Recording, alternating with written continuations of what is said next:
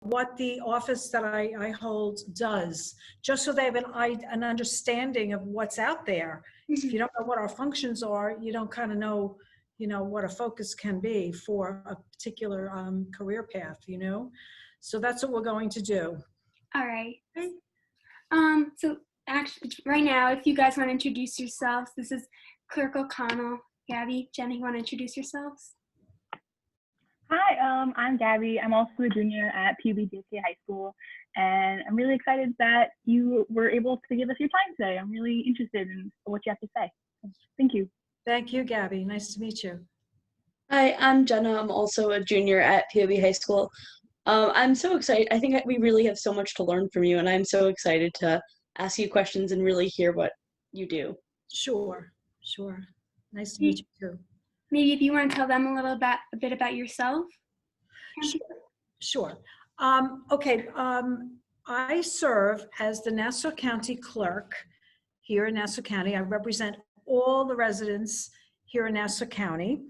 And what does that mean, or how does that fit in governmentally is really what I want to explain to you, ladies, first and foremost. The county clerk's office is one of 4 county-wide offices. And when you learn how to, triage it out and the functions of the various 4 county-wide offices, it sort of becomes self-evident. But let me start with this. There's the county executive, there's the county clerk, there is the district attorney, and there is the county comptroller. So I'm one of the 4 county-wide officials here in our hometown, the home county of Nassau. Now, 2 of the county-wide offices are constitutionally mandated. Now, what does that mean? That means the New York State Constitution requires that 2 of the 4 offices that we have here in Nassau County are required and mandated by the Constitution.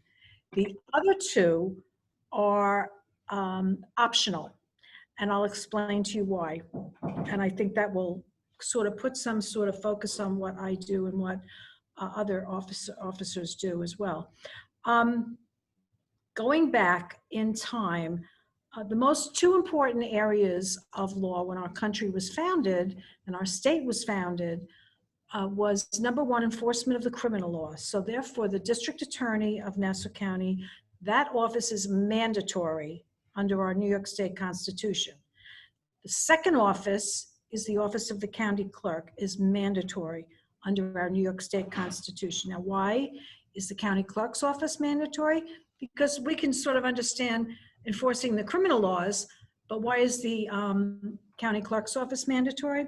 Well, I am the county clerk, but I wear 2 hats. I'm the clerk of the New York State Supreme Court here in Nassau County. So I wear a state hat, and every lawsuit, civil lawsuit, not criminal, but civil lawsuit, is commenced here in the office of the county clerk. So on one hand, the district attorney represents the enforcement of the criminal law. On the other hand, the county clerk's office is the repository and the booth through which every lawsuit in the county has to come through, the office of the county clerk. So those 2 offices are mandated by the New York State Constitution for those reasons. Now, some counties can have a county exec and a board, or a board of managers. Some counties don't have a county comptroller. It's not a mandatory office, but we in Nassau have 1 county high county official, and that's the county executive, and we do have a county comptroller. That's optional, county by county here in the state of New York. So what does the county clerk do? That's really the question I think that you guys need answers to, so that you can sort of have a framework to make some sort of lifetime plans and focus of study. And in that regard, I'll tell you that a little bit about my background. I'm a registered nurse. I started working as a registered nurse right after nurses training at a major hospital here on Long Island, North Shore University Hospital, now called Northwell Health.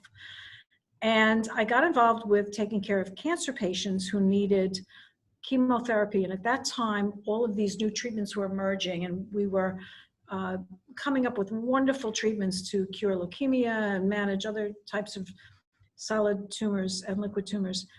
And I was doing a lot of fighting on behalf of my patients to get insurance companies to pay for the treatments that were emerging through the scientific community. And I got tired of fighting with them and not having the language and the knowledge of the law that you needed to fight them. So I decided to go to law school, and I graduated from St. John's Law about 30 plus years ago and proceeded to practice law for many years, and then was asked to run for county and state office. And I was the state assembly woman from the area around Mineola, Garden City, New Hyde Park, the Willistons for about 9 years. So I went to Albany for 9 years. And then I was very, very fortunately able to be elected to the county clerk's office here in Nassau County. So now I went from representing about 200,000 people to representing over 1 million here in the county clerk's office. Now, just let me tell you where we're located so that you have an idea of the geography of the office. We're at 240 Old Country Road, and that's the gray steel looking and blue building on Old Country Road near Franklin Avenue, right involved with that court complex. But we're at the newer building of all those older court looking type buildings on Old Country Road in Mineola. And we literally have hundreds of people coming in here every single day for various purposes. So in my role as the state clerk of the Supreme and county courts, we have people coming in here all the time filing lawsuits. And the other responsibilities of the county clerk are to be the repository of all of the records of the ownership of land here in the county of Nassau. And I'll give you a little framework historically so that you can understand what that role entails. The role of the county clerk sort of evolved from the English system, in which when the king bestowed ownership to his subjects back in England, back in medieval and early days, when the king granted someone land ownership, he would give them a piece of paper to prove that they owned the land. And that paper is called a deed. And it's the deed to your home. And it's a very special paper that shows that you are the rightful owner of that property. So the office of the county clerk really evolved through history from the English model, in which the papers that demonstrate your ownership of land were filed in the office of the clerk, okay? So I wear two hats. I'm the recorder of all the land ownership documents, okay? And that's my county role. And then on a state level, I am the gateway to the court system here in Nassau County. So it's sort of a two-track responsibility. And I rely on both my background as a nurse and my background as a lawyer every day in dealing with the many people who come in and rely on our office for services. Do any of you have any questions so far, or specific thoughts that you'd like to share? I think it's really interesting what you do. I think it's incredible that you became a nurse and you studied so hard for that. And then you were like, well, I think I want to go more into law. And so I think that's really cool that you were able to switch and you went through all that school. And yeah, it was challenging, but it was very worthwhile, to be honest. When you get so deeply entrenched in trying to take care of the patient population that I, was tasked with, and we had so many exciting emerging therapies, it was really, just another tool in the weapon, the arsenal of weaponry to try to deliver service to, the people we were taking care of at the time. And I, didn't go into it to law school thinking I was going to be elected to any office or to be the county clerk. It was just sort of something that evolved, and my interest sort of expanded as time went on. I have about 160 people that work for me here in Nassau County, that work for you and us and all of us, not just me, here in Nassau County in our building. And we have several outposts that the clerk staff also mans as well. And one of the interesting evolutions that's going on right now, and as one of you said earlier, you're sort of looking to see how you can plan a lifetime career. I think the most emerging function that is coming down the pike here in government is they're finally getting up to speed in technology and the use of technology. And as you can imagine, when I gave you that history of the king giving the subject a piece of paper, everything here in the county clerk's office was done in paper form when I came here 15 years ago. Now, we've evolved over the last 15 years to over 90% of those deed papers, those pieces of paper that are filed, are done electronically. So we're all tasked with learning a new function, and that is how to manage the technology that is emerging and being applied in a government context. And I have to tell you, having worked in the private sector and in the governmental sector, government folks don't like to change their ways too quickly. They sort of get entrenched and embedded in, we've always done it that way, sort of thinking. And of course, people, like that piece of paper to hold on to, because that gives them security that the proof is in their hands. So, but things have gone forward very rapidly in the last, I would say, 6 or so or more years, and that has allowed us to go from paper content to digital content, which is very good in terms of storage and functionality and efficiency. So, if you folks are looking to explore what options are available to you in life, I really think IT is a very emerging science and an emerging field where the demand for staffing is going to just expand and expand, okay? Whether it's in government or the private sector. And I would also say healthcare. As you see now with the COVID going on, I spend a lot of time here in this office putting on my nurse's hat, my old nurse's hat, because I've changed a lot of the infection control services that we do here to protect my staff from becoming ill. I changed all the water faucets to hands-free, in other words, because that's what we used in operating rooms to prevent a patient from being infected by turning a nozzle on and off once you sterilize your hands. So I've drawn on both of my backgrounds during this COVID challenging time frame just to protect the staff and the public when they come in. So I would say healthcare is another emerging field, and if any of you gals have any interest in that too, that's really expanding and great demands there for staff. Hi, I have a question about your experience with law school. I'm really interested in becoming a lawyer one day. What was your favorite part of that entire experience of going through law school to eventually become the clerk of Nassau County? What was my favorite part? I think that's hard to answer because I went to St. John's Law School over 30 years ago.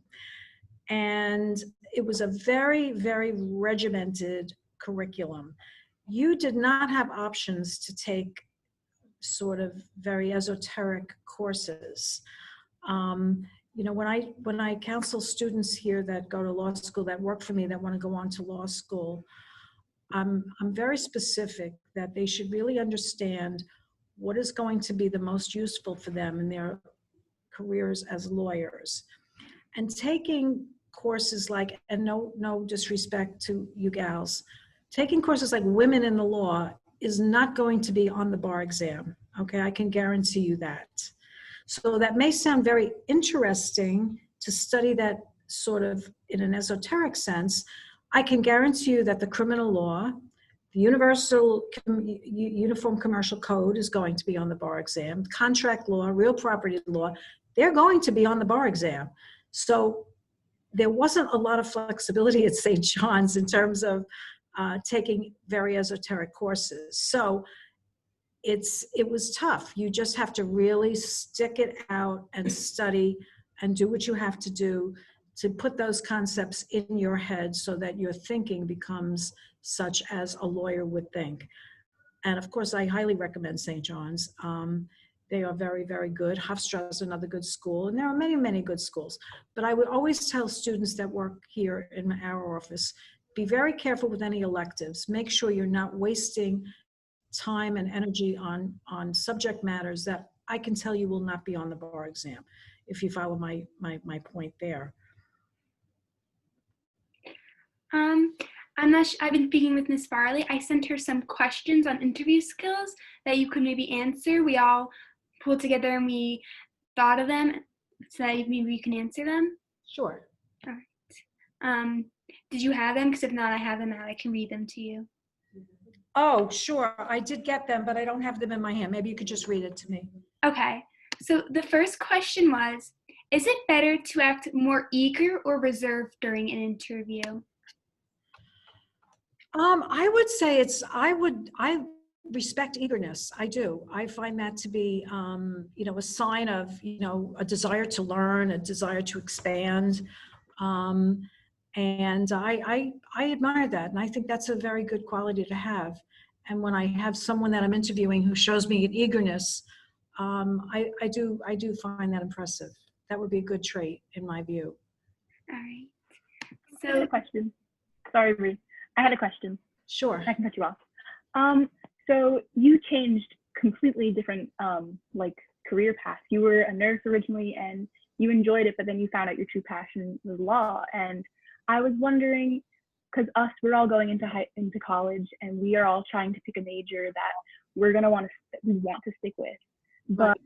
I'm really nervous because, I'll be picking a career path by picking a major. And I was wondering, how nerve-wracking was it for you to switch? Or did you think because you were so passionate about it, it was an easy switch? Because I'm a little terrified of. Yes, I understand that. I do understand that. I would definitely try to focus in college on something that you can walk away with that gives you some sort of ticket, so to speak, to a career path. Like I made the comparison to women in the law. Well, that's not going to get you into a courthouse with a specific talent for a knowledge base like insurance law or criminal law. So use that, analogize that to college, where try to take some things that give you some sort of skill development that you can take with you into an employment context, whether it be some IT classes, some kind of practical, knowledge base that you walk away with. I'm not saying I don't want to discourage you from taking some very important classes. History is very important. If you understand history, that can serve as the basis for just about anything, whether it be medicine, law, or another field. But also, as your career in college goes forward, try to then sort of pick a focus and maybe develop that so that when you come away from it, or you graduate, you have some sort of focus. When I went to law school, there was a doctor in my class at St. John's. There were other nurses in my class at St. John's. In fact, one of the nurses that I went to was a classmate of mine at St. John's Law, is now my deputy here in Nassau County. And one thing I love about nurses, we know how to get a job done. There's no goofing around, if you follow me. When patients' lives are your responsibility, you take that thinking into the government setting, and it's a very productive thing to have. So, whether it be learning how to become a teacher in college or taking some courses that give you some sort of concrete skills, I think would be a good thing to do. Okay, thank you so much. You're Right. welcome. What are you thinking about? Any in particular? Are you thinking about any I'm- subject matter? I'm kind of all over the place. I'm kind of thinking maybe about engineering, maybe some chemistry, maybe law. I don't know. So yeah, that was great advice. Thank you so much. Have you taken chemistry in high school and biology and Yeah. yeah, and you liked it and you did well? Yeah, I thought they were all so interesting, so it's really hard to pick.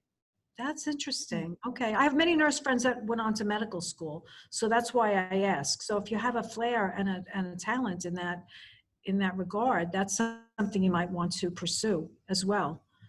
Because you say chemistry to most people and they faint. You know, it's very, Mhm. chemistry Yeah. is not easy, you know, Mhm. and you know, in the medical sense, you tack on anatomy, physiology, microbiology, and all the other science, pharmacology, and all the other sciences you have to integrate. But if you have a flair for that, that would be, you know, very useful. And back to being a woman, we need women doctors more than ever. Mhm. So that would be, you know, an extra gift that you would bring to that profession. Thank I you. just had a question too. What's one thing during an interview, like in particular, that you look for in a candidate? I look for sincere interest in doing the job.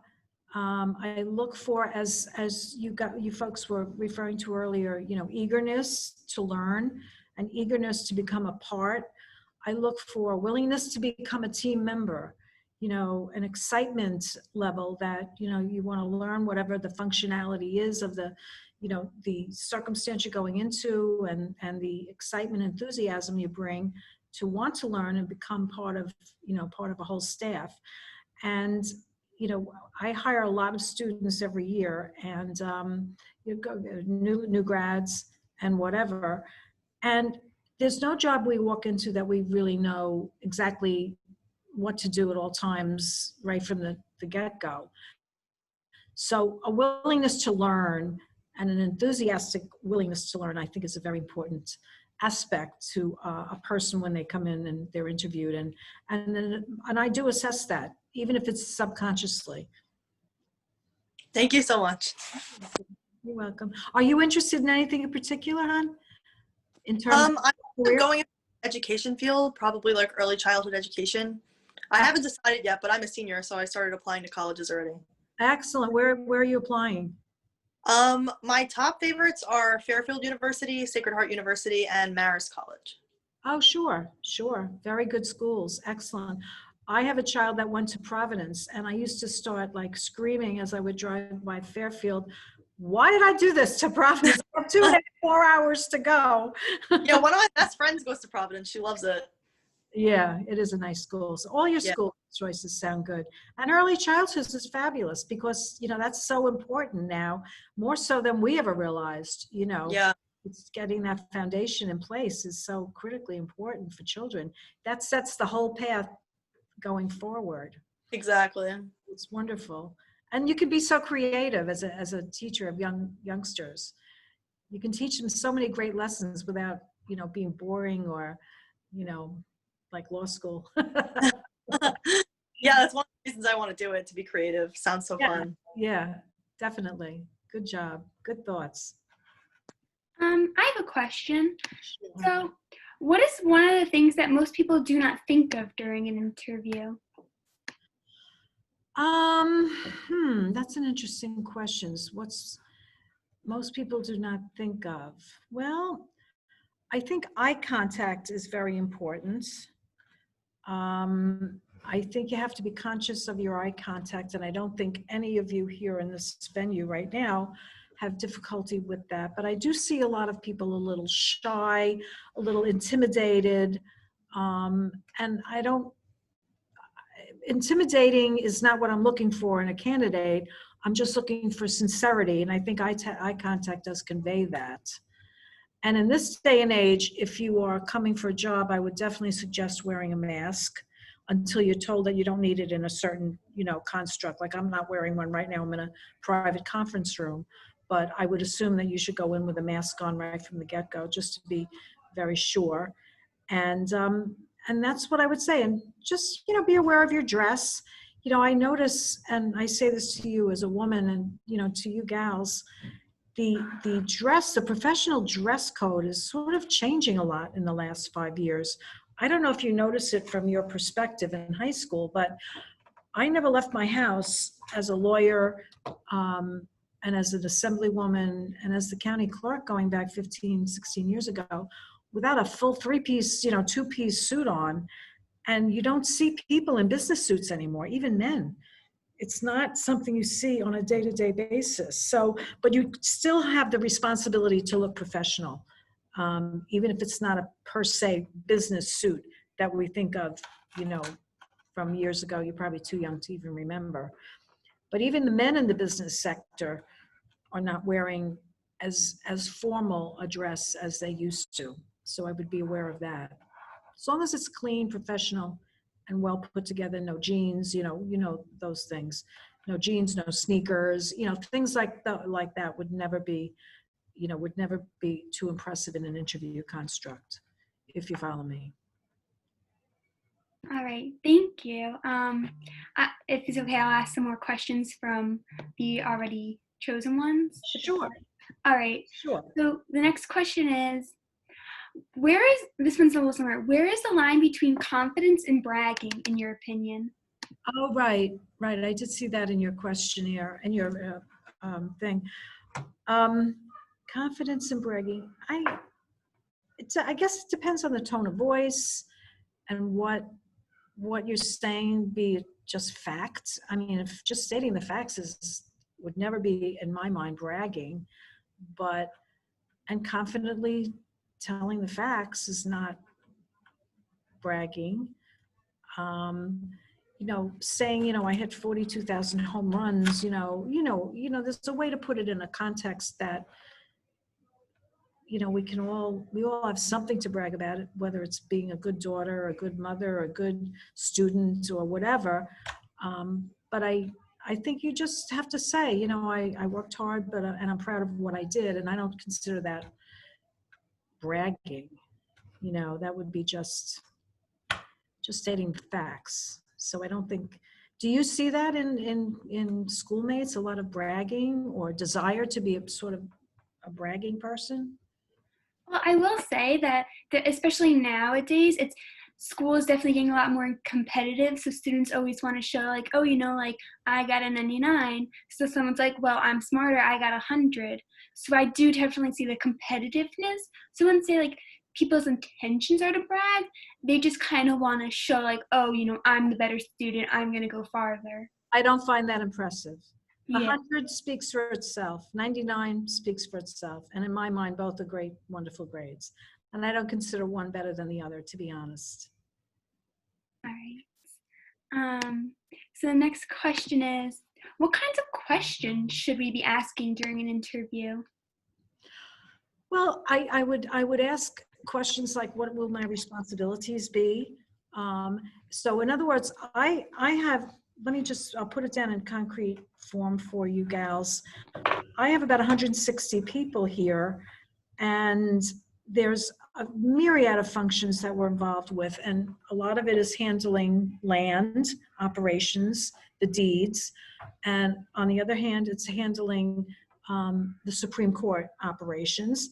And you know, the questions you should be asking is, will I be more involved with IT? Will I be more involved with telephone, you know, constituent responsibilities? Like when we have a lot of senior citizens that live here in Nassau, you know, and I like to give very personal service because most of our senior citizens are really not that good on the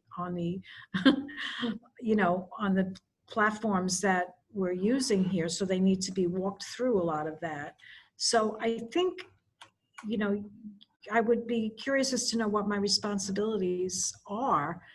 There's some kids that work here, you know, they're just, you know, IT geniuses, and I would never expect them to be on the phone with Mrs. Jones from Baldwin for like an hour and a half, 2 times a week as we walk her through, you know, I can't find my deed, you know, crisis. So we have a myriad of functions here that require a lot of different skills. So I would be curious when you know, I would ask out of a curious construct what your responsibilities would be. And I think if you show aptitude in sort of a broad general sense, I think that serves you very well. Very well. All right. So the next one was, sorry. What are the best attributes to focus on while being asked questions? Now, give me what you're thinking of as attributes. What are you thinking in terms of attributes? Well, Jenna actually wrote this question, so maybe Jenna, do you want to talk about it a little bit? Yeah, so like, are there any strengths that a candidate could show off, or a candidate for the position could show off that look more impressive or are more necessary for a specific position that an employer would be looking for, and that they want to kind of show this more while they're answering and asking? Um, Good question. Very good question, honey. I would, make sure you convey your ability and willingness to work hard. I find that is, even if you don't know the skill that you're being asked to do and you have to learn it, which you will learn, of course, but being willing to pay attention to it and work hard to learn it. So working hard would be an attribute that I commend very much so. And there's always a learning curve in every circumstance, but a willingness to learn and work hard to learn is an attribute that I find very attractive in a potential employee. And in that regard, let me just say to you ladies, if this comes a point in time when you would like to come over and take a tour of my office setup here, I will do it. Let me give you a little construct. There's a club in Merrick. It's a future certified public accountants club, or students are accounting majors. And one of the women in Merrick who runs an accounting office does a lot of interaction with them. And she brings them into a CPA office, certified public accounting office in the private sector every year. And then she brings them over to my operation here in the clerk's office every year into my accounting division, because I'm responsible for $360 million worth of revenue and fees that are paid here to the clerk's office. So she shows them the government accounting construct. And, just so that they can kind of get an idea in the accounting world what this all looks like and what responsibilities are involved and whatever. And so if you're ever interested in doing that, the three of you particularly, just reach out to me and I'd be happy to have you over. It used to be that my summer interns, I would take them into court every summer, and I would always I'm very close, of course, with all the judges here, as you would imagine. And if there was a good, juicy trial on, I would bring the students over for the summer, like if it was a murder trial or something very more interesting than the run-of-the-mill, I ran into the back of her car by accident kind of case. We would go and sit in on the trial. So, but with the COVID situation right now, we're not doing that. Nobody's even allowed into the courthouse right now, except by paper filings. But come next summer, if there's a point in time you would like to come over, or in the springtime, and do a walkthrough with me, I can show you some of the various aspects of the functionality of this office, which, would be a government side of business. So I would welcome you to do that. Thank you. That sounds really interesting. I might have to take you up on that. And I'm sure everyone else here will too. That sounds really beneficial to all of us and just interesting. Absolutely, absolutely. So we are just running a little short on time, so I have one more question, and then maybe you have any questions for us? Sure. So the last question is, after an interview, what is the best way to be pleasantly persistent? The best way to be pleasantly persistent is to write a thank you note for the interview. That impresses me tremendously. Even if it's just a small little card, thank you for your time, and I very much appreciate the opportunity to interview. Kind regards, Maureen O'Connell. That tells me that you have something called good manners and breeding, and that you're a little more sophisticated. I don't know if you've ever gotten that advice before, but that's really a good professional thing to do, because, someone takes the time to give you their time. I think it's, well within proper manners is to write a little note and thank you. And just on the internet is not enough. An email is not enough. A little handwritten thing, 2 sentences is more than enough, and it's not really that time consuming. That would be my best advice, to be noticed and to show that you definitely have a level of of sophistication and professionalism that exceeds all others. Is there a specific time frame you would recommend for this? I would say within the week of being interviewed, a week, 10 days is usually, I would say, the recommended time frame. Yes. So that's all the Yes. questions that we have. Do you have any questions for us? Yes. Are you interested? Are any of the three of you interested? I know one of you gals said you may be interested because of your interest in chemistry and going into the medical side. And also in that context, there's government medicine as well, research and, a million avenues. But are the other two of you in any way ever interested or think about going into government? I mean, I never did when I was in high school. Government to me was, sounded boring and repetitive and not as exciting as a hospital, the emergency room, that was all, much more, exciting. So do you have any plans in terms of, a government versus private sector construct for yourselves?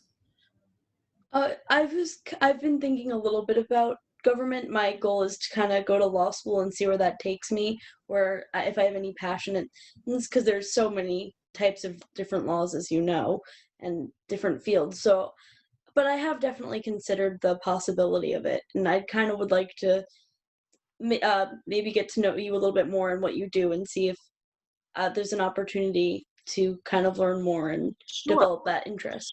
Sure. Send me a resume come the springtime. All of you, and if there's anything here. There are aspects that can be boring. There are aspects that are very exciting.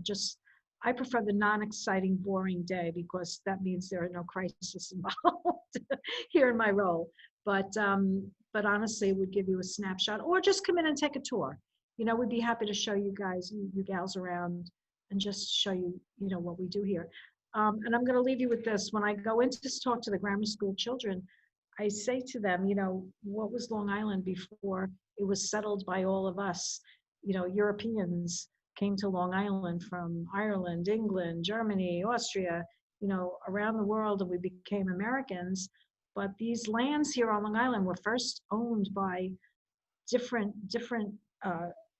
people, and some of them were tribal people.